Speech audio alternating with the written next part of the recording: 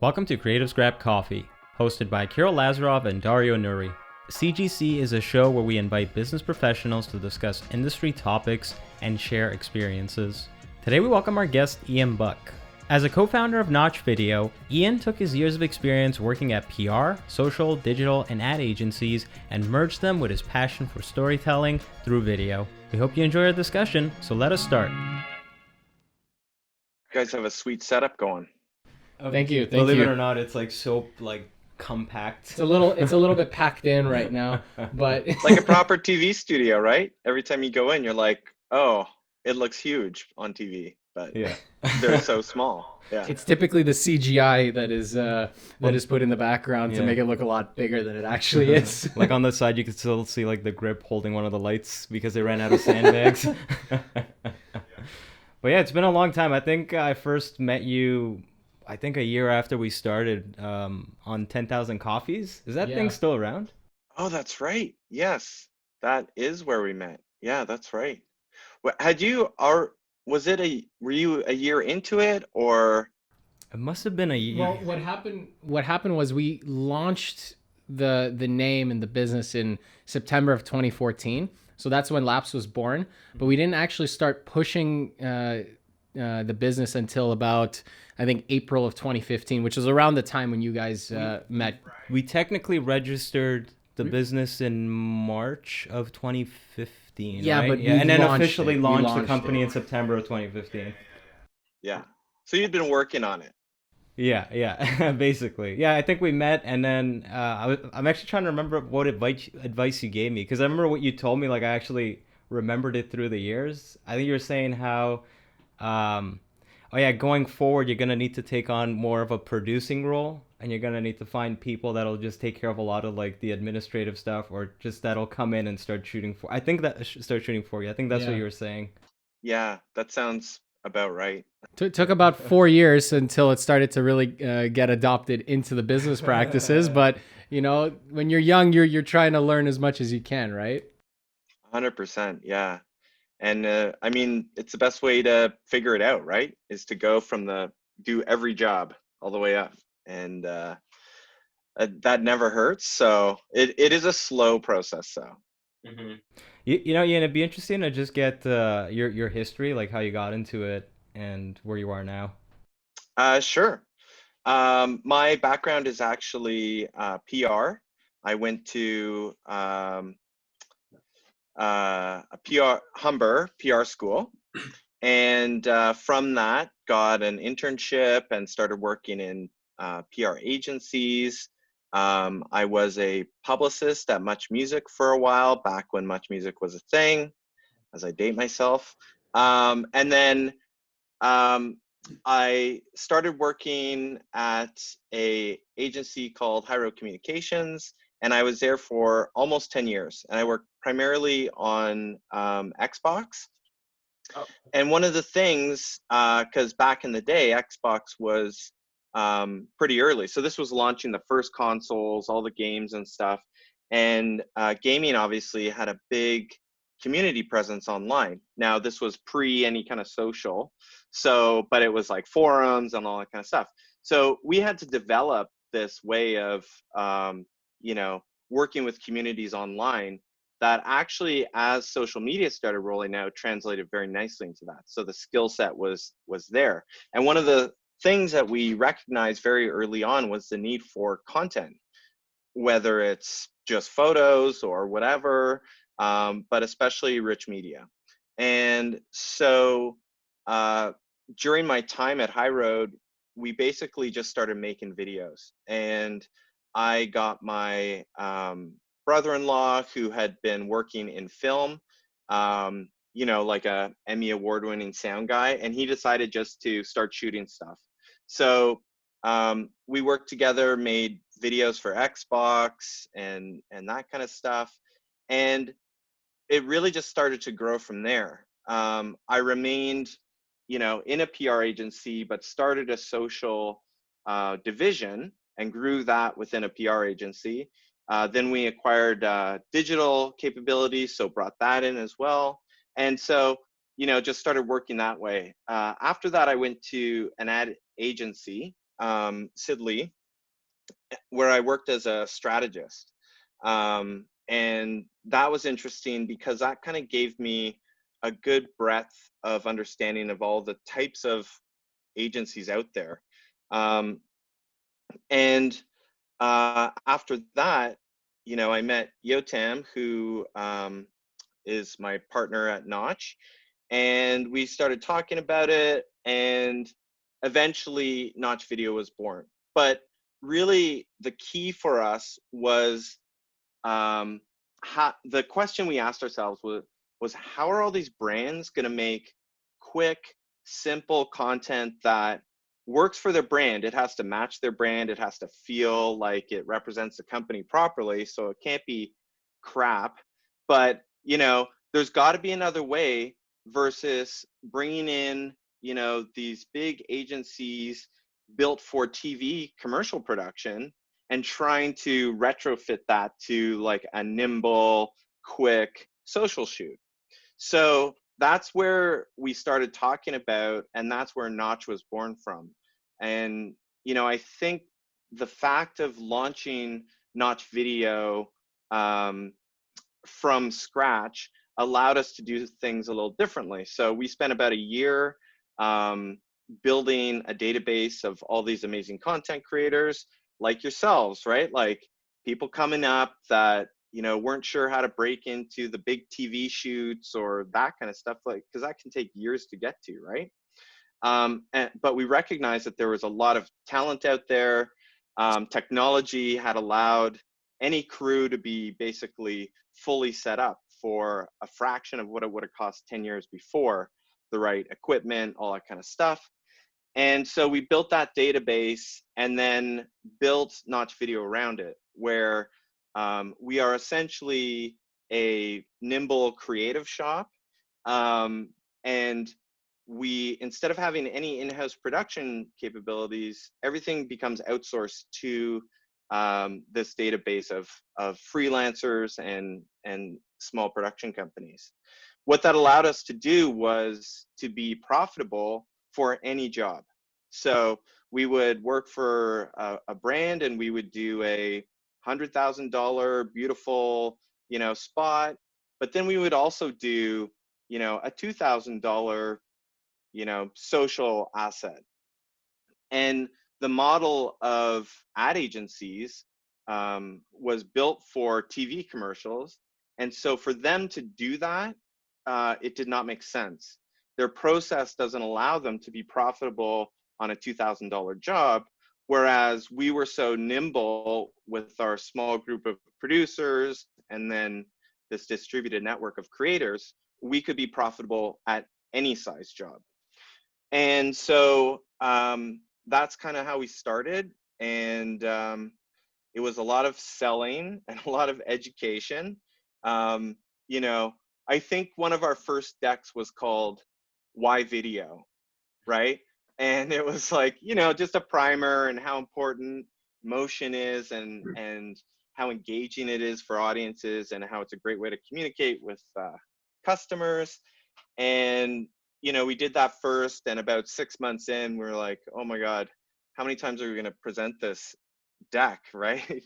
And we're like, it can't be much longer because surely people are whatever. I think we presented that up until a couple of years ago. Like, it was like 5 or 6 years and we're still presenting it. So there was a long way to go for the industry to basically catch up. I mean, the marketing industry overall is such a giant, behemoth of an industry. It's very slow to turn, right?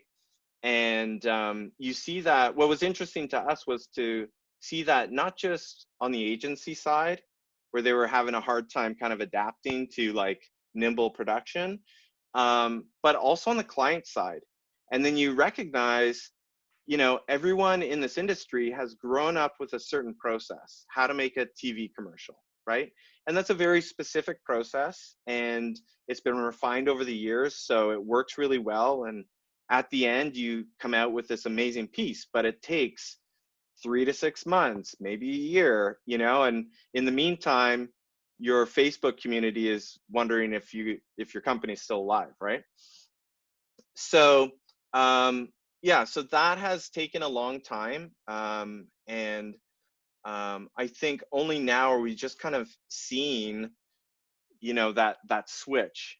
Over the past 10 years, almost 10 years, it's been like all education at the start. We're just like, why video? Why video? And then slowly over the years, it's kind of shifting back to where now clients are coming to us and saying, here's what we need, video. And they're talking about it in the right way, and they, all this kind of stuff.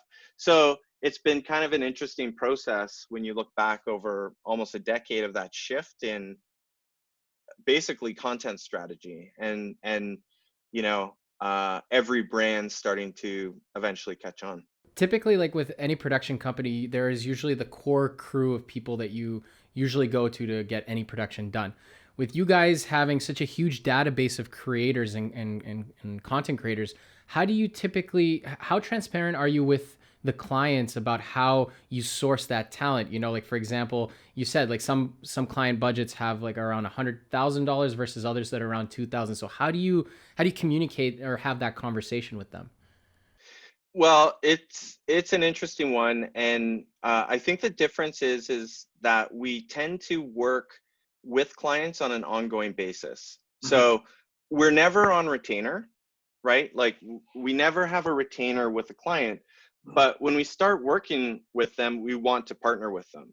And so it's important for us to be there, and we make that investment in, why, let's be in the weekly meetings with all your agencies, or that kind of thing, the planning meetings, the briefings on here's what's next for next year kind of thing.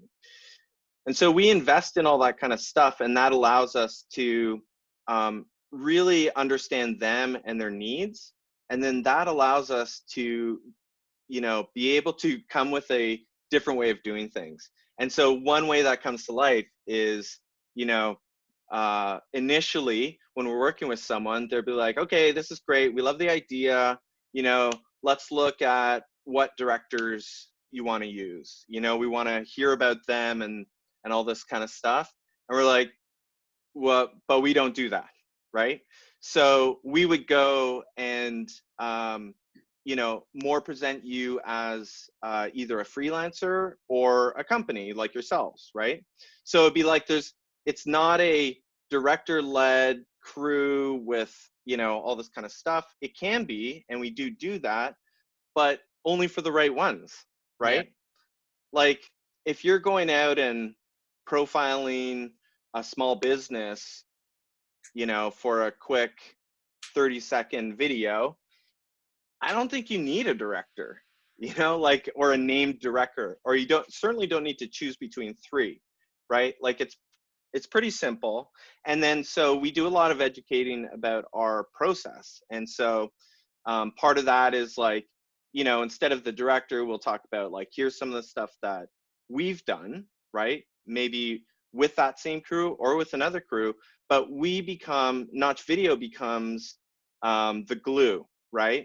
Mm-hmm. So they're working with us, and they know to expect the right results because of us.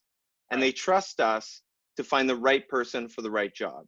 And every time it's a discussion of like, you're saying you only have a budget of $2,000 to do that. So here's a couple options, right?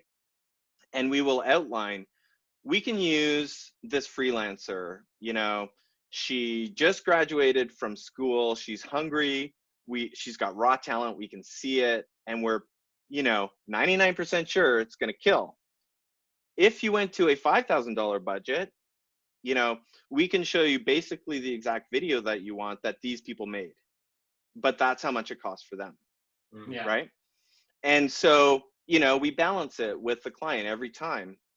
And it is a different process. It does take some getting used to, but it just allows your budget to go that much further, right? Versus, square peg, round hole, some giant crew for a tiny thing, and bringing bazookas to a knife fight, that kind of stuff, right? Yeah, it seems like there is a lot of educating that you're doing to your client, and it's almost like you're explaining what goes on behind the curtain, right? Because I'm sure a lot of companies, like ourselves included, we do use freelancers based on the budget that they provide us, right? But we don't normally tell the client, right? Like it's like we know these freelancers, we know they're good for that budget, so we just bring them in and we just tell them, all right, just if they ask, you've worked with us for a long time, which they have most of the time anyways, right? But you're kind of going to them and saying, yeah, so based on your budget, these are your options, right? It's a little different. What are some of the challenges that you found in trying to pitch that? The main challenge is that people don't like change, right? So now you're coming with something that is new, and it's a choice that they've never seen their seniors make, as they were coming up through. They've never seen anyone make this particular choice or whatever. And whenever you ask a human to do something that's like a little different, there can be that barrier. And we have seen that, you know, and also part of it is what we like to do is really think about what the goal of the video is, and then sometimes we'll tweak the idea, right? Like, we don't like it when people come to us with a script, Yeah. because what normally happens there is they're like, I hear that you guys can do great productions at a great price, right? Which is true. And they'll say, so here's a script. How much would it take? How much would it cost for you to make this? Right. And, you look at it, and in about 2 seconds, you're like, well, there's 7 locations, there's a car chase, and a chopper crashes, and we're like, we can cost this out for you, but it will be the exact same price as any other production house. Like, that's not how you save money, right? How you save money is thinking about, why do you have a video with 7 locations for, a three-piece series that's going to live for a week on YouTube, or wherever, right? Like, your creative is wrong. And so that's where we come in, and that's where we show our most value. And it's funny because the actual questions about production actually don't even come up, right? Because we've worked through them on the strategy side and on the creative side, so that they're excited about the idea. They see exactly how it's going to work. They know where it fits in their media plan, right? And then it's almost like, yeah, like, come on set, we'll make sure it's great, and all the things. But we don't usually get that question, but who's directing, right? Because by that point, we've gotten them excited and seeing that, oh, this is the right idea for this project. The cost is X, it's a reasonable cost, and it's all going to go smoothly, which it generally always does. So yeah, I don't know if I if I lost the thread on that one of your question, but I think I got kind of there. It's all good. So essentially, you're basically selling them on the value that you guys provide to them, and because they love it so much and they see that right from the get-go, they're essentially able to move forward with that project. Do you find, however, though, like, because you position yourself also, as you said, like, you guys can provide great work for a great price. Do you feel like you're a lot of the clients or leads that come to you are kind of shopping around mostly than anything, or is there like or is that a very small part of the leads that come in? It's a really small part, and we tend not to spend a lot of time on that. Again, if someone's coming with a script that their creative agency wrote, and they're like, we need to produce this, how much would it cost? I mean, we can cost that out very quickly, and we're happy to do that. But I already know that cost is not going to be any different from the production company that they always use, and they're just kind of fishing to see what's out there, right? And at the same price, they're going to use the same people that they know and have worked with before. So, and that's fine, right? But we don't tend to spend a lot of time on that. It's not beneficial to us or the client, right? Like we need clients who understand the value, and when they do understand the value, they use us differently, right?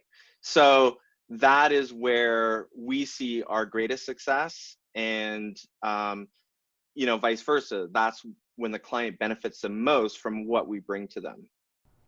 You mentioned also, well, before you mentioned that one of your biggest challenges is having to deal with change. Having to deal with people that are resistant to change, right? Which I'm assuming would be mostly senior management. So how do you kind of navigate around that challenge? Part of it is waiting for people to retire, but no. And that's not to say, I mean, some of our greatest proponents are the most senior management, right? And you know, I'm just saying that in general as a, humanity, change is hard, right? But when it comes down to the individual, some people, and it's often surprising, like often it's actually the most junior people and youngest people who are most resistant, right? I'm not sure why, but they are working within a system. They've learned that system. They want to implement that system. And, if you're a junior person coming up at a big CPG company, right? What you do in those companies is you rinse and repeat, you play off other people's successes. And so no one has done this before. That becomes very hard, especially as a junior person, to say, we're going to go in a different direction on this. I know everything that everyone has ever done has been the other way, but I'm pretty sure this is going to work out great, right? That's hard sometimes. So it's all different people, it's all different situations. But it is kind of like that theme that just keeps creeping in different places. So, I think I wasn't really joking when I said like waiting for people to just move on. It's essentially the industry has to mature, right? And recognize that there are different ways of creating content, and, using the tried and true method that has been developed over the years for TV commercials just does not work for social type content. What would you say is probably one of the most surprising benefits that have come out of you guys pursuing this venture? Like obviously you knew a lot of the benefits going into it and as you went along, but what was one that surprised you? One of the biggest surprises that we had was actually very early on when we came up with the idea for Notch. It was originally supposed to be an online marketplace, right? So we would get all these amazing creators, we would vet every single one of them so that we felt confident that they could deliver. And then we would put them in a website where people could browse by location primarily, right? Because that was the biggest thing of, I need something quick, I need a local shooter. It doesn't make, all this kind of stuff. So that was kind of our initial thought. And so when we launched Notch Video, it really was as an online marketplace. And the idea was that all these brands that needed a quick video here, a quick video there, could go on this website, find a reliable video crew, and create that video themselves, right? And that seemed like that was our idea. And like we're sitting there, we turn it on, we're like, nobody's using it. Mm-hmm.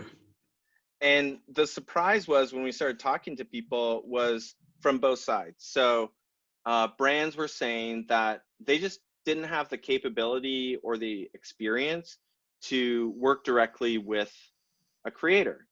And it was funny because our thought was, you don't need a full script for this, or, you need to do an event capture, right? Like the event's already happening. You just need someone to capture it and put something cool together.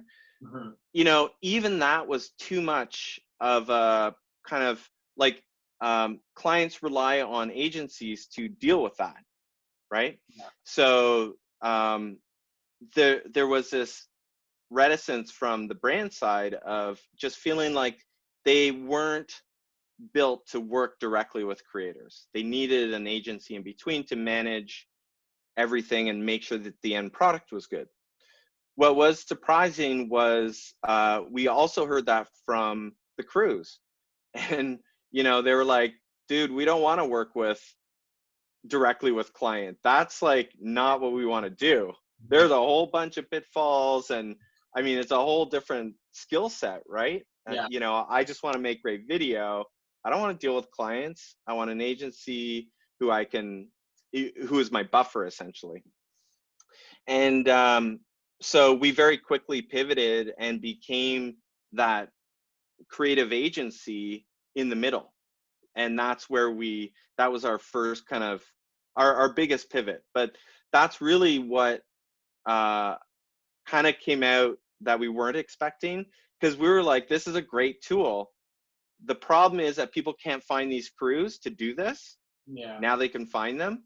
And then you're like, oh, but the system is built in a way that, and people don't have that experience, whether it's from the client side or from the creator side, and you actually need something in the middle. So what was good about that was we then kind of created what Notch Video is today based on that, right? And so we don't need a giant company in order to make a high volume of videos, right? And so what we have today is kind of based on that, and that worked out really well. What challenges were you or what stage were you at 5 years ago when we first met versus today?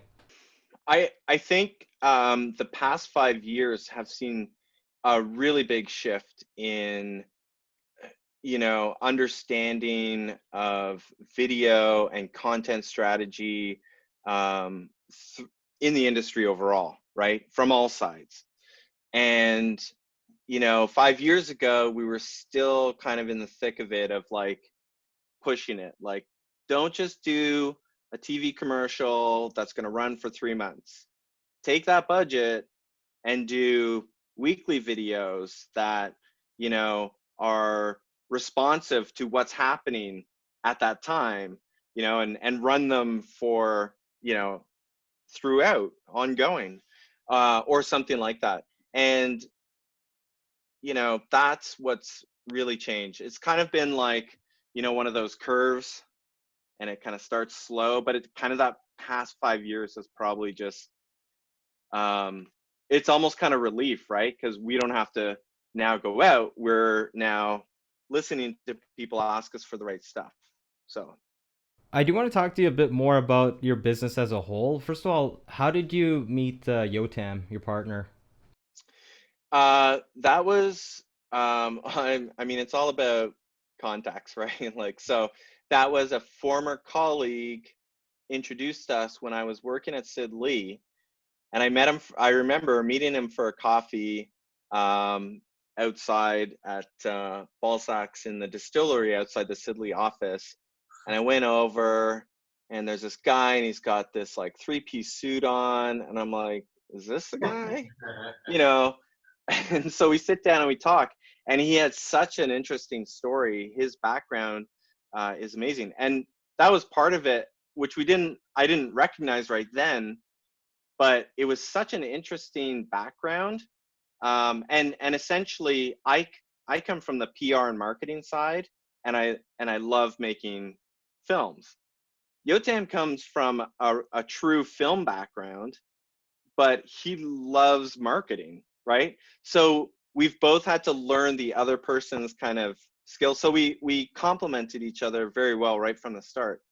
But yeah, so it was kind of set up. It was a favor. I met with him.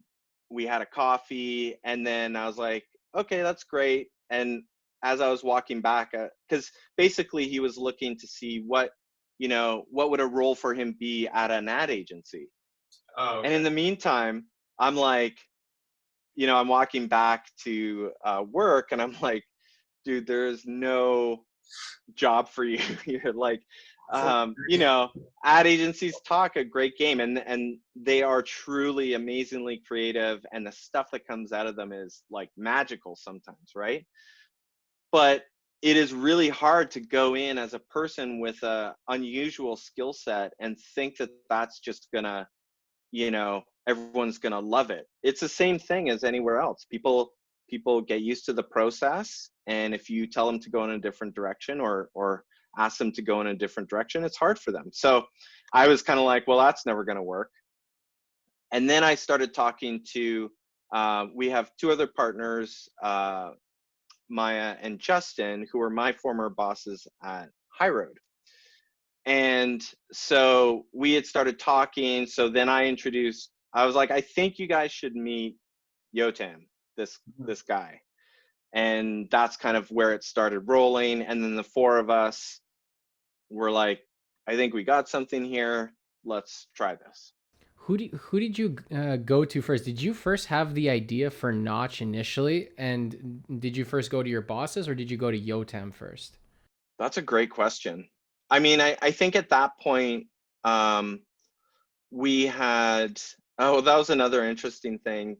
The whole ad agency game of like, I think it was like on a weekend, and Sid Lee lost their biggest client. The client called someone on a Saturday and said, we're done. You're no longer our agency as of Monday, right? Wow. And so I got let go with, I don't know, like 400 or 500 other people. Wow. And that's what happens, right? In agency world, you lose a big account like that, there's a lot of people who work only on that account, and you can't just put a building full of people on another account, right? So I had been just freelancing for, I don't know, 3 or 4 months at that point. But that whole time, we had all been talking and just kind of thinking. And it was in better times when we could go to a bar and just like sit down, have a couple drinks, and toss around ideas and stuff. And yeah, it was an interesting time. I think, part of it was we always knew it was content, because, of how we had seen that work through High Road, through first PR, then social, then digital. We were all very interested in how content is being created and new ways of doing this. So it was always along those lines. I'm sure there were some great ideas that never made it, but probably for the best. But yeah, it was probably over the course of 6 months ish where the idea just started to coalesce. And bringing Yoda in was one of those moments where you're just like, oh, that, like a little switch goes off and you're like, oh shit, I think we got something. So not that I don't think I ever actually said I think we got something until like years later when I could feel very secure about saying that. But yeah, it's kind of a nerve-wracking process, and you feel like you're guessing, especially if you're trying to do something that's a bit different, right? So yeah, it was a long process that just involved a lot of conversations and no bad ideas, right? So Yeah. You mentioned like with any business, when you start out, you're always trying to figure out how you can get a lead generation model to kind of start bringing in business. And you mentioned that in the beginning, it was more so you had to educate a lot of the people that you were approaching and a lot of the clients that were coming in. Do you feel like after having done this now for about 8 or 9 years, do you feel like it's kind of flipped a little bit now where it's a lot of people coming to you mostly rather than you needing to go out and educate other people? yeah, I think there's two things there, right? Like the education part is not necessarily about new biz, right? That can be more about actual projects, Right. and what direction you want to go with that project. I think more from the new biz side, we have certainly felt that where we were lucky to have some early clients that we still work with now. And I think those are the types of clients that really allow you to grow and test and try things. And it also gives you a fairly steady revenue stream, which gives you a little bit of leeway as far as paying everyone's salaries and rent and all that kind of stuff. But certainly over time, you do start to see this where,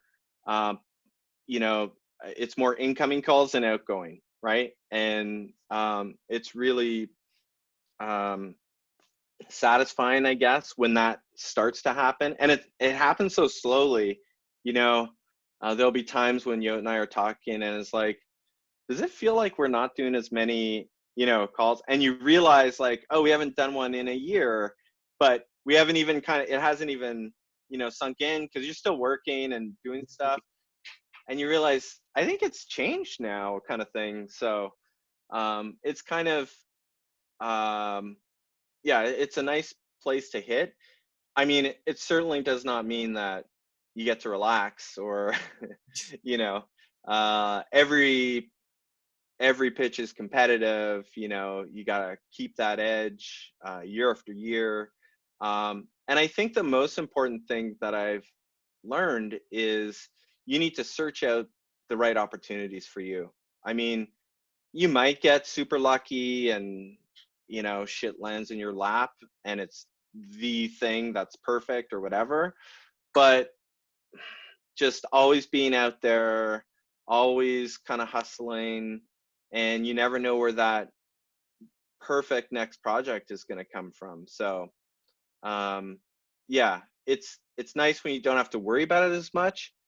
But it's weird because you're kind of like, actually I want to worry about it because I want to get these like amazing projects, not just any projects. So What was the one moment in Notch's history that really changed things for you guys?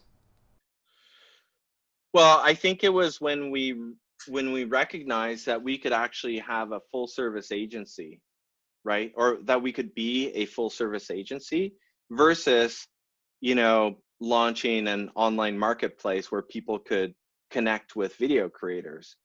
That was such a huge shift where we almost didn't do it because it's like, well, there's a lot of agencies already that provide strategy and creative and, like all that kind of stuff. But also it was like, do we want to do that? So it was such a shift for the company, and we needed to be really excited about what that meant in order to move it forward. But I can't imagine what it would have been without that. And what we've become is so much more than just a database, right?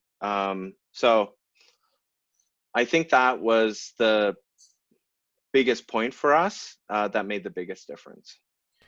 What is one thing that you do to kind of engage your roster of creators? Because I mean, like any agency, you always have sometimes your go-to people that you will reach out to for certain types of projects, whereas other ones you only call them up for projects, once in a few months, kind of something like that. So how do you kind of maintain, that communication? Because you have to also still be confident, that you can pick up the phone and call them. And Absolutely, yeah. I mean, that's been something that we've had to be really cognizant of on an ongoing basis, right? And to be honest, I don't think we've done as good a job as we could. Part of it is just getting busy with actually doing projects, and you got to pay the bills, so you kind of do that. But we have done things like quarterly meetup where we do it in person, and it's just simple. It's free beer, pizza, nothing crazy, but we'll ask 4 or 5 creators to come and show a couple of examples of stuff that they've worked on. And whoever's owning that internally, it's very fun because you get to kind of curate this experience. And it's never anything big. I think we limit it to 2 minutes. So if you have a long piece, you just gotta cut it down. But that's, in the same way that we want this to be quick but informative and fun, right? Like in the same way. And so we'll invite the network and just say, hey, if you're interested, come by, have a drink and watch some of your fellow creators. That's actually been the most fun one for me. What I enjoy about that is I think this group of, I think that creators tend to your point, work with the same people a lot, right? And it's amazing, like even just looking at Toronto, when you look at the variety of creators out there and the different talents and different focus, and what is someone who only ever does music videos, what can they learn from someone who only does mini docs or or whatever. And I don't think that there's enough of those opportunities for people to kind of meet each other. So that's been the main thing, and very fun when we do it. We haven't been great at it because it is a chunk of time and we're always busy, right? So I would love to do more of that. And then of course, social, just trying to keep channels updated. It's funny because, you're always giving brands recommendations about what they should do. And then you realize like you haven't been doing that yourself on your own channels because just time or whatever. But yeah, I think that's a really important part. And for us as a group of producers, it's great for us to always be meeting new people, looking at what people are doing, and keeping excited about what's possible. I think we've owned every single one of the Insta360 cameras that's come out, because it's like, guys, you can do 360 on your phone and it's pretty impressive, right? And you kind of learn how to use that camera and you start thinking about things in a 360 way instead of like, a normal film way. And all of a sudden someone comes, a brand comes, and you're like, why don't we do this in 360? Now we're not going to shoot it on an Insta360 camera or like a, consumer camera, but that allows us to help get the client to the right place where they want it. And then it helps us find the right people to make it. And it helps us have a vision of what we want, right? Which is more than just a 360 video. It's like, what is that 360 video? It's a new kind of language, right? And so just staying excited about all these things and talking to as many people as we can is really important. So I just have two other quick questions I wanted to first touch on this topic. So how big has your roster kind of gotten up until this point? Obviously after 9 years, you probably will have gotten a really massive one at this point. And if I was a young creator that wanted to kind of break out into the notch space, what would I have to do to kind of stand out above the rest? That's a good one. First off, right now our roster is over 2,000. And it's interesting because we've had periods of big growth, but we're not actually looking for volume, right? We are covered in basically every place in North America. If someone wanted to shoot somewhere tomorrow, we could figure it out, right? Mm-hmm. And that was kind of a baseline for us where we felt confident, like, you bring us anything, we can figure it out. Mm-hmm. But it's also important to have it's more quality over quantity. Mm-hmm. So yeah, so that's where we are. And right now we're not actively looking for people because we found actually creators are just putting their own profiles on, right? Which is right. What we wanted. So we don't have to do as much outgoing outreach that way either. As far as like a young up and coming creator goes, I think it's just having conversations and not being afraid to ask questions or reach out, I'm often surprised that I don't hear from people, right? maybe I'll meet them once, but then they won't come back. And sometimes in that first meeting, I'll say, you're the type of creators that we're looking for, and we always have jobs coming in, and who knows, whatever. But then I think there's a lot of like sitting back and waiting. Yeah, I think being proactive is probably the most important thing. And it's funny because, again, it's not what you signed up to do to create beautiful video, right? Your craft is the video, but you got to get the jobs and the right jobs. So I would say just being proactive is the most important thing. So you said that a lot of the creators, they make their own profiles on Notch Video. So is it kind of like something where they can anyone can pretty much sign up for, or is it kind of like a curation process where before they can be within Notch, they have to kind of at least maybe meet with one of your producers that kind of sign off as like, okay, these guys, they may be new, but there's potential here, whereas there's other ones where these guys are very experienced. Is there a very strict curation now? I mean, I wouldn't call anything when we do super strict. So, but essentially, yeah, what happens is anyone can create a profile. It's not intensive, right? It's a fairly basic profile. And so when that gets finished, internally we get a note that, profile has been completed, and then it goes in. Now it's time for us to review. Nothing goes public. Nobody can see that profile until we have actually, well, it's not physical because we don't have a switch, but actually turned it on, right? So that I think is the main thing. And that process internally on our end can be very simple, right? If we check out the profile, maybe they've got a, very extensive website of their own already, or their reel is so killer.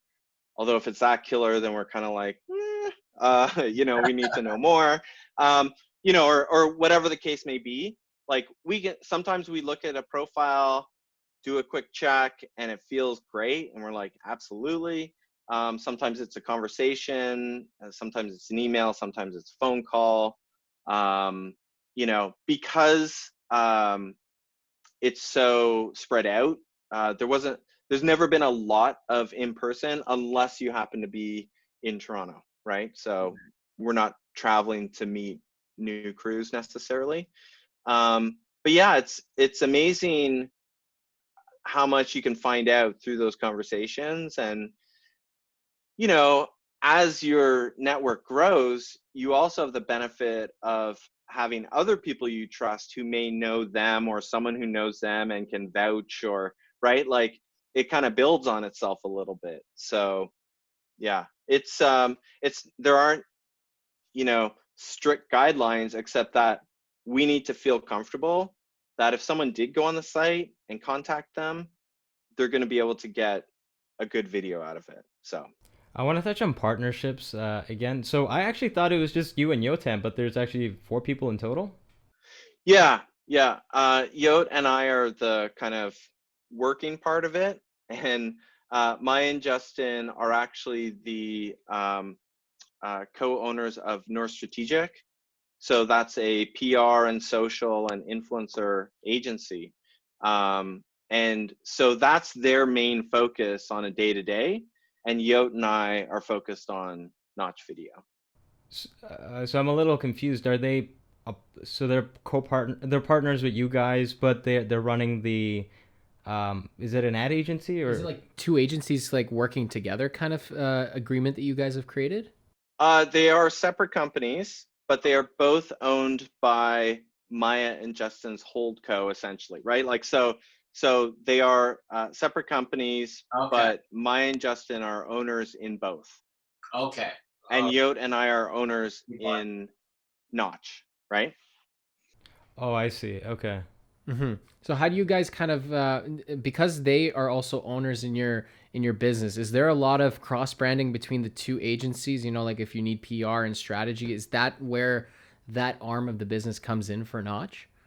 100%. Yeah. And when we worked in an office, we shared offices, right? We Right. have our own distinct space, but it is essentially one office.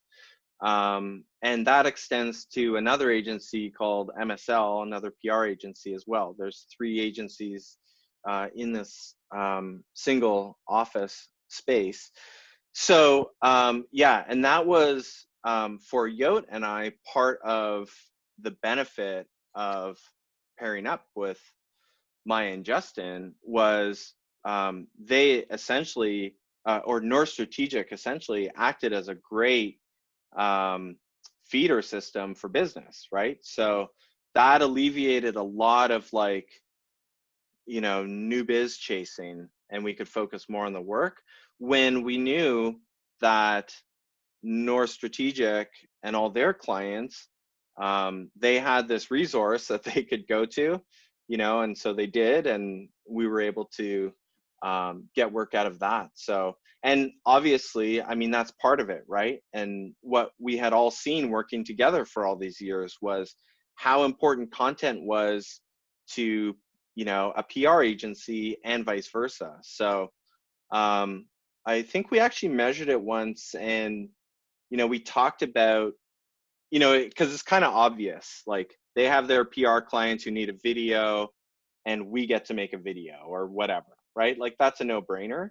Mhm. But it's actually really interesting because the PR agency or business grows when you have this content capability.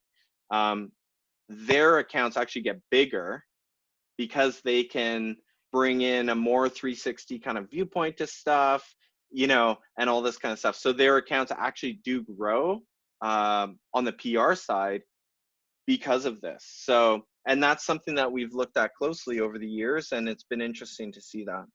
So you essentially kind of incubated yourselves from the very beginning within a PR strategy agency, and that's what kind of launched you guys to have such a huge platform so early on. Like any production company that starts out nowadays, or even like 5, 10 years ago, it's difficult to get a good footing within the first 1 to 3 years. But because you guys managed to position yourselves like that, it just alleviated a lot of the initial challenges and pitfalls that come with any type of new business. Correct. Yeah. And it was, I mean, it's a different kind of situation because, I mean, Maya, Justin, and I had worked together for 10 years, right, on the PR side.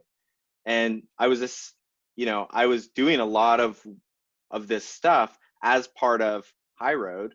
And so, when they started North Strategic, that was when this conversation started about what's the content story here.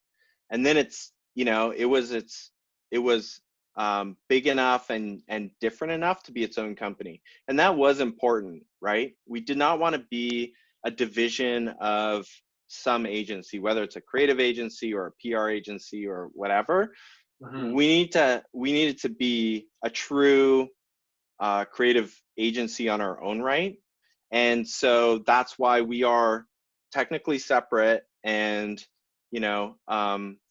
it allowed us to kind of draw those lines so that we could focus on building this specific expertise and not worrying about, maybe we should spend more time on the PR side because we want to make sure that business continues, whatever. That's why it was important to have it separate. And what have been some of the challenges in growing Notch over the years? Let's see. I mean, just some of them. I mean, they're all the challenges, Some of the right? biggest Like, Like ones. top two or three roughly that yeah. come to mind. Um, I mean, I think the first one was the education side, as far as just trying to get people to do things differently. It was surprising when we would come in and we're showing results. Like this is not just a guess. We're like, here's what we would produce, the type of video of this caliber at this price, and we would lose to something that was like 2 or 3 times more expensive, but it was the way that it had always been done, right? And we were like, how can you make that decision? We're showing you, that we can do this at this price in this way. You see what we do, it's the same quality, but still people would go there. So there was a lot of like, that was, I think, a hard part of like figuring out where you fit in the industry and what those opportunities really were for you, identifying them, and then being more specific about what you're spending your time and effort on. I think interestingly too, one of the harder things that has kind of come through is because we are different, in the jobs that we ask people to do. We call the position a producer, but it's not just a producer. Like, there is the producer side of it, but our expectation is, that a single person can do strategy, creative, client management, and then produce the actual video using our distributed network, right? And that is a model that sounds crazy to a lot of people, because that is not what you would see in a traditional creative agency. Those are all different specialties, right? And you have actually teams of each one, on a specific account. But it is actually the model of the PR world. Wow. So in PR, that is what you do. You manage the client, do all the client services stuff. You write the strategy, you come up with the ideas, and then you go out and make it happen, whatever that may be, right? And that was, I think, what was interesting in my background, because I saw that as totally doable. For the most part, you don't need a team of strategists and a team of creatives to come up with an idea that needs to answer a specific, business need. There are certainly times when you need that. There's like overall brand stuff at a very high level. Big things you want to have all that manpower on. But for the more kind of day-to-day stuff, you don't need all that. And by not having that, you can move so much more quickly and efficiently. So that has been a challenge for us of, we will look for a producer and we get a lot of very traditional producer type people. And then it's like trying to figure out, well, client management is a whole different thing, and it's, can be tough. Strategy, maybe nobody's ever asked you for that before, or creative, you get to come up with the idea. So you kind of got to look for the right person, because there is not really that role. And so I think that's been an interesting challenge, but also such a rewarding one, because you find these people and they just kind of blossom, right? Like, the producer part is, can be fairly straightforward, right? Here's a job that we have to do. Here's, I'm going to find a crew to do it. I'm going to, work through all the logistics, shoot day, organize that, be on set, and then manage post. But, for the right person, it's so rewarding to have to do all that, but the end product to be the idea that you thought of in the first place, or, like, based on a strategy that you suggested, or an insight that you were like, oh, that makes sense for this company, or whatever, right? So, that's been a really rewarding part, but also challenging over the years. Yeah, like I was gonna ask you about that, because one person within that production has so many different roles and responsibilities. I was gonna ask, like, how do you typically go about finding the right types of people? Because, maybe they might be really good in one certain skill set versus the other. Is there a kind of system within Notch where you teach certain skill sets to these people? Because it's really hard to find someone that has it all. That those people don't exist at the end of the day, at least in the market, or at least they're probably running their own business at that point. So are there some... It's a great point. And again, we drew from the PR industry for how to manage that. And essentially what that is always be promoting from within. So you want your people to continue to grow, and then you bring new people in at the junior level, right? And so we tend to look for people who are producers, right? They understand all the things that go into that, but want more, essentially. And so it's a lot of those conversations about, you know, what do you want to be versus what you're doing right now, and that kind of stuff. But I think it's really important to have that system in place, and then internally you need your teams to be so supportive of each other, and you need the senior level to be helping to educate the junior level coming up. So I mean, which is how it works anywhere. It's just a different system. And so, but once you get enough people doing that, it just starts to work, right? And the culture in the office and all that kind of stuff is really important because of that. But again, that is a tried and true approach from the PR industry. Just, it's surprising for people, and it feels a little weird because it's not in the advertising, Very different. Creative agencies. So yeah, it's been interesting, but you do need to have that process in place. You want junior people coming in, learning, and growing, essentially. What are some of the next steps for Notch?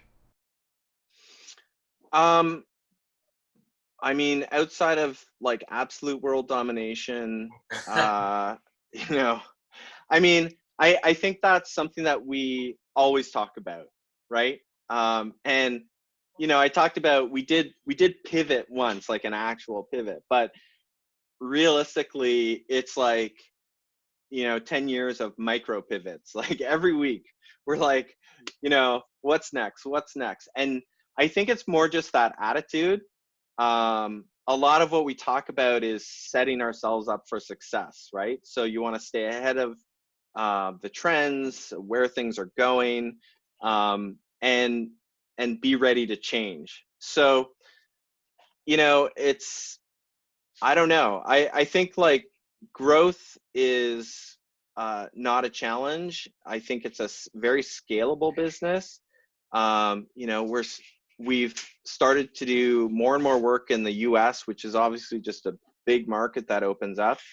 And yeah, who knows? But the good thing is, and one of the things that we've also always come back to is like, people love video. Like people love watching video. I don't know about you, but my house, the number of screens is ludicrous, from little screens to big screens. But it's all content. It's all stories, I don't think that's going away. Sure, there may eventually be some, changes, but at the heart of it is storytelling with a visual element, right? And so, yeah, kind of sky's the limit because of that. What are some challenges you see in the industry coming up? I mean, obviously right now with COVID, there's been a huge shift. And where do you think the content industry is going to be moving towards? I actually, that's an interesting one. And one of the things that we've talked about is, and COVID has not been great for us. We had to do layoffs for the first time in our history, like it was tough, right? But we've seen it turn, and I think that there was an initial reaction among brands and businesses about like tightening everything. And I think like people are recognizing even more so the power of video as far as a tool to help promote or educate people about your business. And one of the things that I do think is, obviously this is not a great time at all, but I think actually in 5 years, our business will actually be further ahead than if COVID had never happened. Just in the sense of it actually forced a huge change in how people work. I mean, like right this. Otherwise, we'd be meeting in a bar or something, right? Or having a drink. Now we're doing it on a Zoom call, whatever. But in the same way, like every single person in business is now infinitely more comfortable with video chat, right? Like that's a big change. And when the necessity goes away, it's probably not going to drop down to pre-COVID numbers of video meetings, right? And I think that's the same way that we're seeing on the video side, is people recognizing the power. And what was really great about it was it forced people to, if they needed content, to do it differently. So it's, you know, a series of videos that we were doing for Google that were like set, you know, and it was all these heads of companies talking about, you know, these crazy things, nothing too nuts, like interview style, you know, whatever. And then this hits and it's like quickly pivot. Here's how we could do a treatment using self-shot video, all that kind of stuff. That would never have been an option before, right? But it's now an experience that the team at Google has had. And they recognize actually it was less expensive and audience doesn't care. I mean, you know, there's ways to build it so that that it is on brand for Google, you know, and it conveys the same information.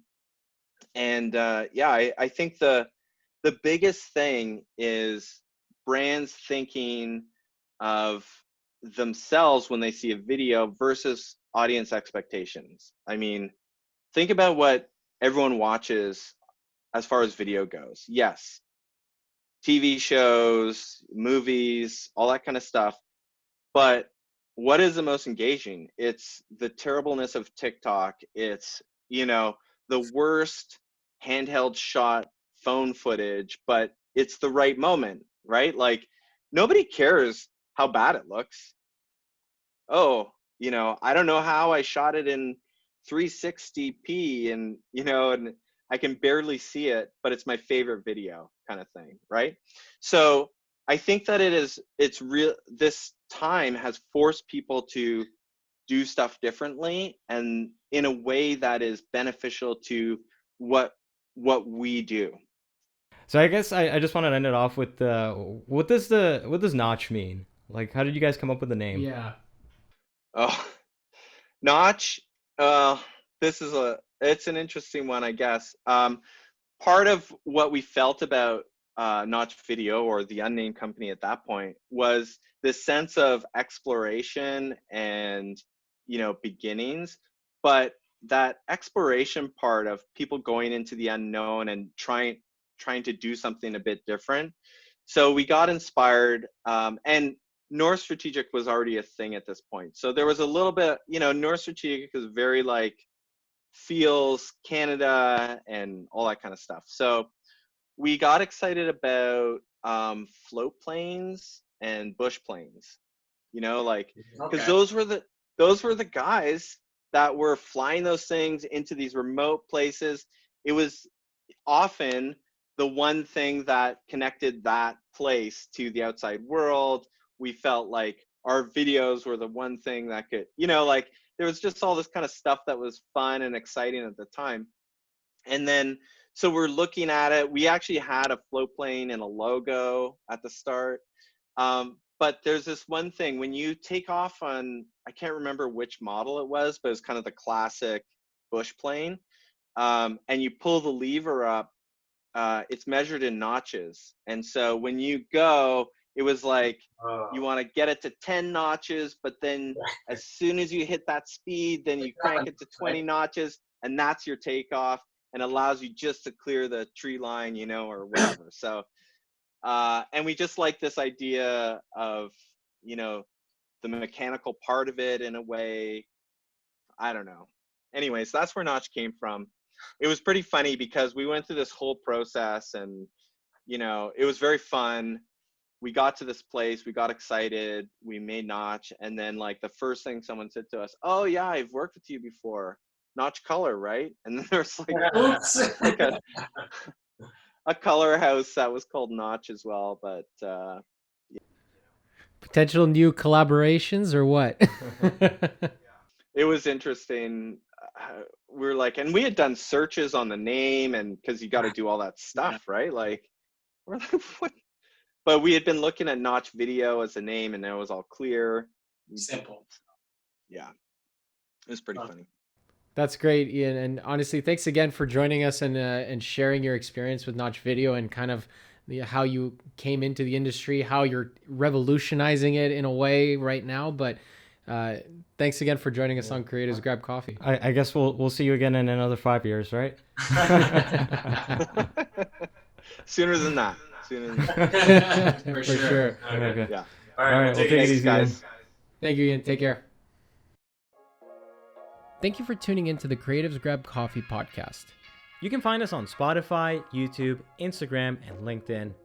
Let us know if there are any topics you would like for us to cover in future episodes.